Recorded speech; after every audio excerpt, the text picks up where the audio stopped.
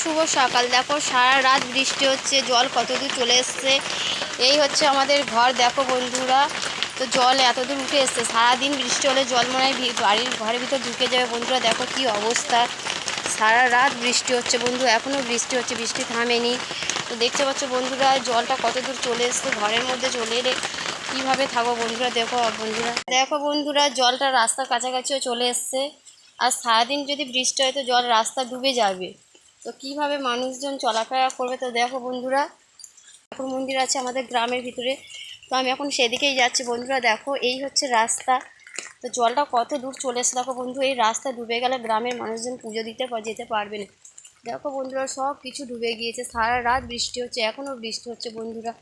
দেখো কি অবস্থা হয়েছে, গ্রামের মানুষরা কিভাবে চলাফেরা করবে, এই মন্দিরে কিভাবে পুজো দিতেও যাবে। তো দেখো বন্ধুরা, এই হচ্ছে আমাদের মন্দির, মায়ের মন্দির, বাবা পঞ্চানন ও মা মনসা সকলেই আছে। দেখো বন্ধুরা ভালো করে কাছ থেকে একটু দেখাচ্ছি। দেখো এই হচ্ছে মন্দির।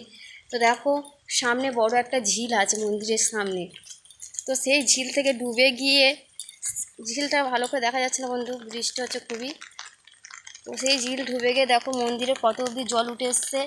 দেখো বন্ধুরা অনেক দূর জল উঠে এসছে। এই হচ্ছে মন্দির, তো এত দূর জল উঠে এসছে। সারাদিন যদি বৃষ্টি হয় বন্ধু, তো এই জল তো মন্দিরে উঠেই আসবে। দেখো বন্ধুরা সারা রাত বৃষ্টি হচ্ছে, এখনও বৃষ্টি থামেনি বন্ধুরা। গ্রামের মানুষরা কিভাবে কি করবে, সব কিছু ডুবে যাচ্ছে বন্ধুরা। দেখো কতদূর জল উঠে এসছে। এটা আমাদের পঞ্চানন থান, তো বৃষ্টির কারণে ঠাকুরটা মন্দিরের ভিতরে ঢুকে নেওয়া হয়েছে ভিতরে। দেখো কিভাবে মন্দিরের কাছাকাছি জলটা উঠে এসছে বন্ধুরা। দেখো যে বড় মাটা আসছে পুজো দেবে, ঠাকুরের কাজ করবে, তো কিভাবে করবে। দেখো মন্দিরে অবধি জল উঠে এসছে, থান অবধি বন্ধুরা। তো দেখো এই হচ্ছে রাস্তা, আর এই জল রাস্তা এবার ডুবে যাবে।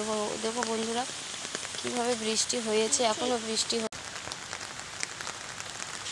বন্ধুরা ভালো করে দেখো কতদূর জল উঠে এসছে।